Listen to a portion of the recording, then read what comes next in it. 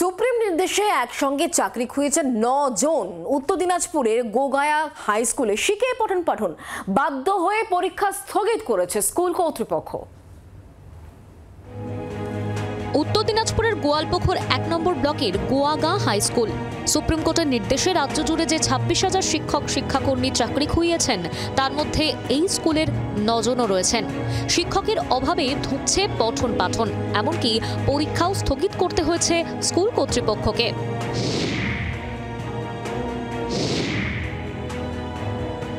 গোয়াগা high স্কুলে পড়ুয়ার সংখ্যা প্রায় 3000। স্কুলের 9 জন শিক্ষক সদ্য চাকরি হারিয়েছেন, ফলে গোটা স্কুলের দায়িত্ব সামলাতে গিয়ে দিশেহারা স্কুলের বাকি 7 জন শিক্ষক। 1 সপ্তাহের জন্য পরীক্ষা স্থগিতের সিদ্ধান্ত নিয়েছে স্কুল কর্তৃপক্ষ। আর আমরা সবাই হতাশ, টিচার নেই, এই কারণে আমরা 1 সপ্তাহের জন্য পরীক্ষাটাকে পিছিয়ে দিয়েছি। যারা যোগ্য তারা তার চাকরিটা যদি ফিরে পায় এই স্কুলগুলোকে বাঁচানো যাবে। পরীক্ষা স্থগিত হওয়ায় মন খারাপ পড়ুয়াদের, উদ্বিগ্ন অভিভাবকরাও। বিশেষভাবে ভেঙে পড়েছে, বিশেষ করে আমাদের টিচার না থাকার জন্য। কারণ প্রত্যেকটা কাজ সময় মতো হলে ভালো হয়, কারণ আমাদের পরীক্ষাটা যদি সময় মতো হতো তাহলে আমরা বিশেষভাবে উপকৃত হতাম। আমরা তো চিন্তিত আছি।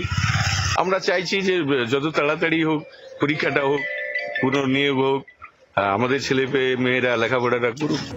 দ্রুত মিটুক শিক্ষক সংকট, স্বাভাবিক হোক পঠন পাঠন, আশায় বসে পড়ুয়া ও তাঁদের অভিভাবকরা। ক্যামেরায় সন্তোষ মোদকের সঙ্গে ভবানন্দ সিংহের রিপোর্ট, জি 24 ঘন্টা। বাংলার আওয়াজ, বাঙালির আবেগ, জি 24 ঘন্টা।